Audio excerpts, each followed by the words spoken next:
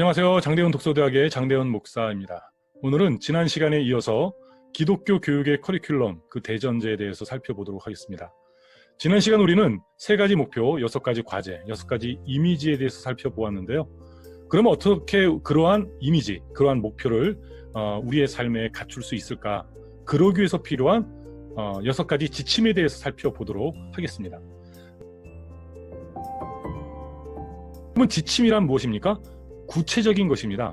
물론 여기서 말하는 그 지침도 약간 추상성은 갖고 있습니다.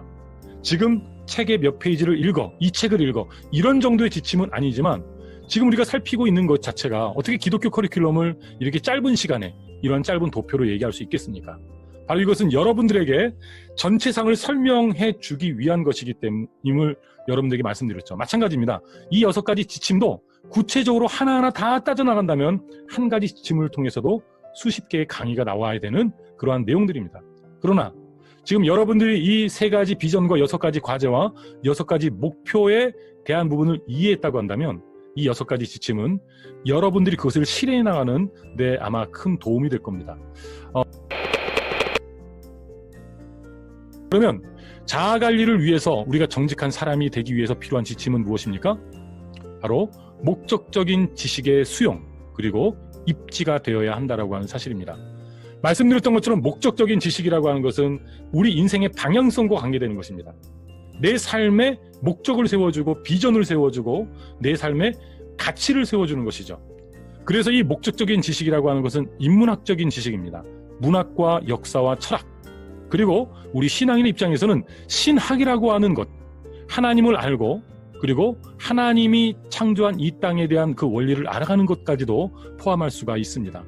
그래서 목적적인 지식은 당장 돈이 되진 않습니다. 당장 내 삶에 어떠한 유익을 가져다 주는가라고 반문할 수 있는 그러한 내용들입니다.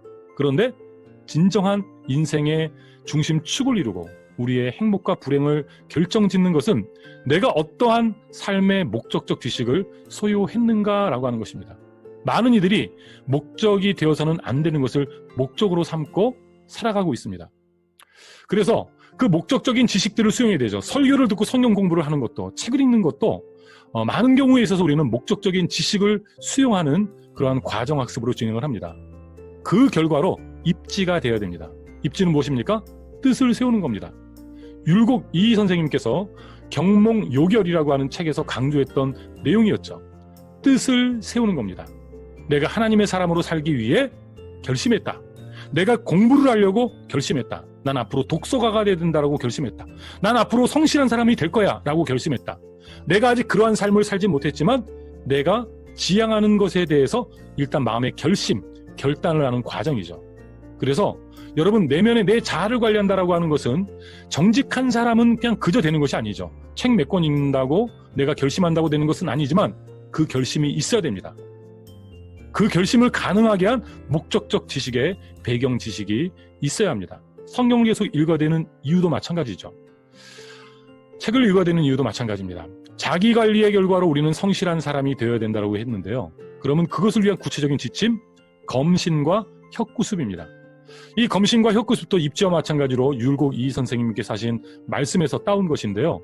검신이란 내가 결심한, 내가 뜻을 세운 그 뜻에다가 내 몸을 묶는 것입니다. 혁구습은 뜻을 세웠다고 한다면 구습, 옛날의 습관을 내가 개혁해야 합니다.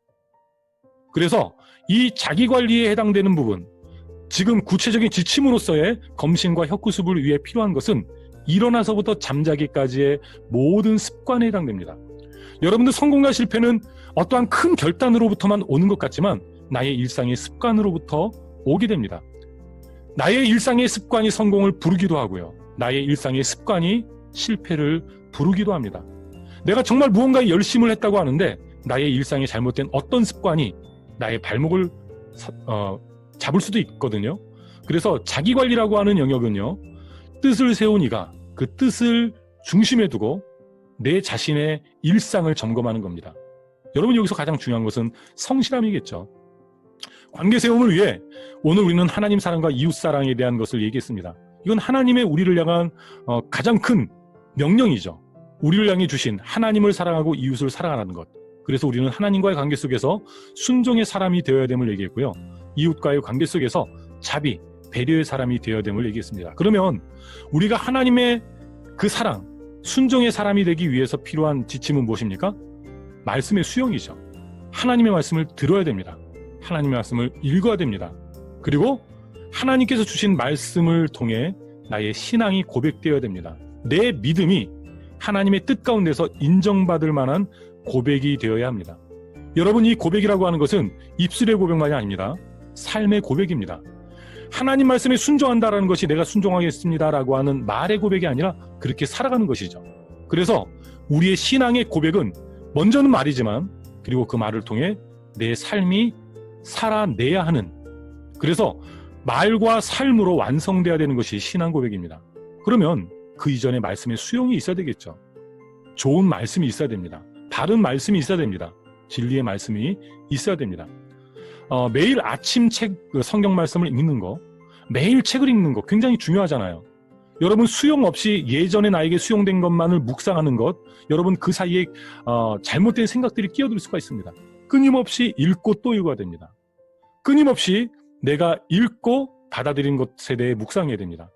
어제 읽은 것과 1년 뒤에 읽은 것이 같을 수가 없습니다. 왜? 그 1년 동안 내가 성숙했기 때문입니다. 만약에 1년 전에 읽은 것과 지금 읽는 것이 똑같다고 한다면 진리의 말씀에 대한 이해에 변질이 없다라고 하는 측면에서도 물론 이야기할 수 있겠지만 내가 성장 없음에 대해서도 이야기할 수 있겠습니다. 지금 제가 여러분들에게 강의를 하면서 지금 용어를 몇 가지 정리했잖아요. 이것은 중심축이 바뀐 것이 아니라 이것을 더 잘 설명하기 위해서 수정 가능한 그 부분에 대한 것을 수정한 것입니다. 여러분들, 오늘 우리 믿음이 바뀐다라는 것이 아니라 말씀이 수용되면서 그 말씀에 대한, 그 내 믿음에 대한 디테일이 변화될 수 있다는 것입니다. 본질이 바뀌는 게 아니죠.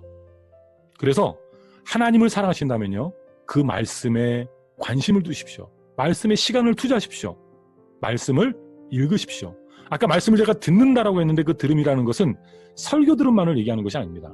설교를 들음이라는 것은 어떤 행위적인 요소고, 말씀을 들음이라고 하는 것은 어찌 보면 내면적인 오늘 우리의 자세라고 할 수가 있겠습니다. 하나님은 말씀하시고, 하나님 전 듣겠습니다, 내게 말씀해 주십시오 라고 하는 태도가 있어야 됩니다. 이것을 가능하게 하는 것도 신앙 고백이죠. 그리고 이웃사랑을 위해 우리는 배려의 삶을 살아야 되는데, 그러기 위해 필요한 것은 임마누엘입니다. 임마누엘이 뭡니까? 하나님이 우리와 함께 하시는 겁니다. 예수 그리스도의 존재 자체가 우리에게 임마누엘의 증거였죠. 그런 것처럼 오늘 우리가 이웃을 사랑한다는 것은 하나님이 우리와 함께 하셨던 것처럼 우리가 그 이웃과 함께 해야 됩니다. 배려라는 건 뭡니까? 그에게 필요한 것을 내가 채워주는 겁니다. 때로는 물질적인 것이 될 수도 있겠고요. 때로는 심리적인 것이 될 수도 있을 수 있습니다. 때로는 그 사람을 위해 내가 말을 하지 않아야 될 때가 있고요. 그 사람을 위해서 내가 한마디 위로의 말을 던져야 될 때가 있고요. 때로는 그를 배려해서 그가 굶고 있는 걸 알았다면 그의 굶주림을 해결해 줘야 하는 것. 여러분, 그것이 임마누엘입니다. 그래서 임마누엘의 중심에는요, 자비심이 있습니다. 자비심이 없이 배려가 불가능하고요. 자비심 없는 임마누엘이라고 하는 것은 함께하는 그 대상에게 고통이 될 수밖에 없습니다. 여러분, 기독교 영성의 핵심이 무엇입니까? 신비가 아닙니다. 이적과 기사가 아닙니다. 그것은 하나님이 주신 우리에게 은사입니다. 그것은 사실이고 있습니다. 그러나 기독교 영성의 핵심은 자비심이고 그리고 임마누엘입니다. 능력 세움을 위해 우리는 인생 설계와 평생 학습자로서의 모습을 얘기했습니다. 그리고 그것을 가능하게 하는 지침으로서 오늘 우리는 인생 설계 속에서의 배움에 대해서 한번 강조를 해보려고 합니다. 인생 설계 속에서의 배움이란 건 뭐냐 하면, 사람은 대부분 그 사람의 배움이 그 이후의 인생을 결정한다라고 하는 사실을 전제한 것입니다. 다시 말하면 여러분의 인생 설계, 예를 들어서 한번 구체적으로 어떤 내가 직업을 꿈꾼다고 해볼까요? 직업이 삶의 목표와 목적과 비전은 아니지만 그 비전을 향해 나아가는 과정 속에 목표일 수는 있잖아요.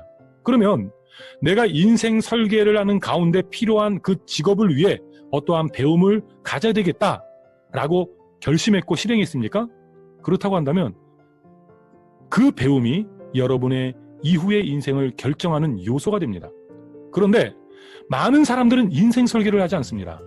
3박 4일의 수련회와 여행을 떠날 때는 구체적으로 목록을 작성하면서 계획하는 사람들이 내 인생에 대해서는 계획이 없습니다. 그리고 마른 자랍니다. 뭐라고요? 하나님께 내 모든 걸 맡긴다라는 겁니다. 하나님의 인도하심을 나는 기다린다라는 겁니다. 그런데 그들은 하나님이 말씀하셔도 들을 수가 없습니다. 계획이 있어야 됩니다. 그 계획은 하나님의 계획이 아닌 내 인간의 계획, 하나님보다 앞서가는 인간의 계획을 하겠다라는 것이 아니라 하나님이 나에게 주신 역할입니다. 그리고 우리의 의무입니다. 하나님의 계획은 나의 생각과 나의 계획을 통해 진행됩니다. 그리고 살아가면서 그 계획이 수정될 수 있습니다. 그것이 하나님의 계획입니다. 여러분, 오늘 우리가 계획을 세우지 않습니까? 그렇다고 우리에게 배움이 없는 것이 아니잖아요. 계획이 없는 가운데 오늘 우리가 인생을 살아간다면 계획 없이 나에게 주어지는 그 배움이 나의 이후의 인생을 결정하게 됩니다. 인생 설계 가운데 진행되는 계획된 배움이 내 삶을 지배하게 할 것인가? 내 인생의 목적과 목표와는 상관없는 그저 내가 살면서 듣고 보고 받은 그 영향, 그 배움이 내 삶을 지배하도록 놔둘 것인가에 대해 여러분들은 고민해야 됩니다. 기억하십시오. 대부분의 배움이 그 이후의 인생을 결정한다는 것. 대부분의 사람들에게 있어서 인생 설계 속의 배움이 그의 인생을 결정하기도 하고요. 대부분의 사람들의 삶에 어떤 꿈과 비전과 관계없는 배움이 그 이후의 인생을 결정하기도 한다는 사실을 안다고 한다면 오늘 내가 무엇을 배워야 하는가에 대해서 우리는 깊이 생각해야 됩니다. 단순하게는 도서 목록을 한번 짜보는 것으로부터 출발해야 됩니다. 그리고 내 인생에 무엇이 필요한 배움인가를 따져보는 것이 필요합니다. 내가 음악가 가정에서 자랐다고 음악만을 중심으로 배우면 여러분 그 사람은 음악가가 되어야 되겠습니다. 음악가가 되는 것이 잘못했다는 것이 아니라 다른 것을 생각해 볼 여지가 없었다는 겁니다. 그 말은 뭡니까? 나에게 기회를 주지 않았다는 겁니다. 인생 설계란 나에게 기회를 주는 겁니다. 평생 학습자의 삶을 우리가 목표로 하는 것은 무엇입니까? 나에게 기회를 주는 겁니다.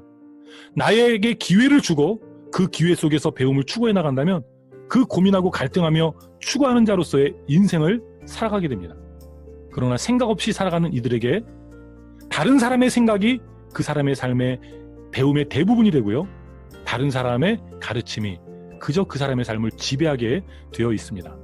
여러분의 인생을 다른 사람에게 쉽게 지배받도록 내어주지 마시기 바랍니다. 그러기 위해서 인생 설계가 있어야 되고요. 평생 학습자로서의 삶을 살아야 됩니다. 사명 감당을 위해 문제 해결사가 되어야 됨을 얘기했죠. 그것을 위해 필요한 지침은 하고 싶은 일과 해야만 하는 일 사이에 고민해야 된다라고 하는 사실입니다. 많은 사람들은 나름대로의 노력은 합니다. 그런데 과정의 진보에 대해서는 중요하게 여기지 않습니다. 오늘 우리가 사명을 감당하기 위해서 문제 해결사가 되어야 된다고 했죠. 서로의 영역은 다릅니다. 그러나 분명한 사실은 우리는 문제 해결사가 되어야 된다는 것입니다. 예수님처럼 죄의 문제는 해결할 수 없겠죠. 지금 저는 뭘 하고 있습니까? 독서와 글쓰기를 통해 예수 그리스도를 머리로 한 몸된 교회의 지체로서의 사명을 감당하고 있는 겁니다. 사람들이 갖고 있는 잘못된 생각들, 잘못된 교육에 대한 대전제들, 잘못된 지침들, 그런 것들을 지금 이러한 강의를 통해, 책을 통해, 만남을 통해, 상담을 통해 함께 도움을 주는 겁니다. 여러분들, 저는 그것이 하고 싶은 일이고 그리고 해야만 하는 일이라는 것입니다. 이 둘이 저에게는 공통적인 것입니다. 그런데 많은 사람에게 있어서는 하고 싶은 일과 해야만 하는 일이 일치하지 않는 경우가 많습니다. 그리고 또 여기서 살펴봐야 될 것, 내가 하고 싶은 일인데 내가 잘하는 일, 내가 잘하지 못하는 일, 그 부분에 대해 생각해 봐야 됩니다. 어린 청년일수록 자기가 하고 싶은 일에 관심을 둡니다. 여러분, 하고 싶은 일을 하는 것, 그것이 무엇이 잘못됐습니까? 세상이 우리에게 이야기하지 않습니까? 네 원함을 쫓아가. 너의 마음에 한번 그 진실한 삶을 살아가봐. 너무나 멋진 말입니다. 그러나 하고 싶은 일이 꼭 내 인생의 가장 중요한 일이 아닐 수도 있다라고 하는 사실 생각해 봐야 됩니다. 예를 들어 하고 싶은 일이 꼭 내 직업이 돼야 되겠냐는 것입니다. 여러분, 저는 주짓수를 좋아합니다. 전 자전거 타는 걸 좋아합니다. 그렇다고 제가 주짓수 체육관 관장이 될 필요는 없지 않습니까? 체육관에 나가서 하루에 일정한 시간을 내서 운동해도 되지 않습니까? 자전거도 마찬가지입니다. 여러분, 음악도 마찬가지입니다. 제가 음악이 하고 싶어요. 그렇다고 내가 음악가가 되어야 될 필요는 없지 않습니까? 내 삶에 필요한 일을 하면서, 때로는 돈을 벌면서, 그리고 다른 가치를 추구하면서 내가 하고 싶은 일을 취미로 하는 것 문제가 되지 않습니다. 그런데 어린 젊은이들은 자기가 하고 싶은 일을 자기의 직업과만 연결시킵니다. 문제는 그것이 해야만 되는 일인지에 대해서 생각해 보지도 않고요. 내가 과연 그것을 잘할 수 있는지 잘할 수 없는지, 지난 시간 속에서의 나의 성실함은 그것을 가능하게 만들었던 지난 과정이 있었는지 없는지를 잘 살피지 않는다는 것입니다. 여러분들 나름대로의 노력 가지고 되지 않습니다. 과정의 진보를 체크해 보십시오. 그리고 과정의 진보가 앞으로도 있어야 됩니다. 퀀티티와 퀄리티. 여러분, 우리가 조금 더 나이 어릴 때는요, 양으로 승부해야 됩니다. 그러나 시간이 가면 갈수록 질적으로도 인정받아야 됩니다. 저는 사람들에게 다독에 대한 강조를 많이 합니다. 어리면 어릴수록 다독해야 됩니다. 다독을 통해서 내 관심의 영역을 조금씩 찾고 좁혀갈 수 있습니다. 그때 우리는 퀄리티를 추구할 수가 있습니다. 양과 질은 다른 것이 아닙니다. 양을 통해 질을 확보해 나갈 수가 있습니다. 내가 지금 무엇을 질만을 추구하는 사람은 그 질이 양을 전제하지 않았을 때 참된 질이 아닐 수도 있습니다. 왜냐하면 내가 질을 추구한다고 하는데 그 질이 다른 것과의 관계 속에서 필요 없는 것이라고 한다면, 아니 다른 사람에게 이미 벌써 연구되어지고 더 큰 결과가 나온 것이라고 한다면 나의 노력은 헛발질이 될 수가 있습니다. 여러분들, 오늘 우리가 비전, 과제, 그리고 그 목표를 향해 나가는 과정 속에 구체적인 지침이 필요합니다. 오늘 이 6가지 지침에 대해서 여러분들 한번 생각해 보시고요.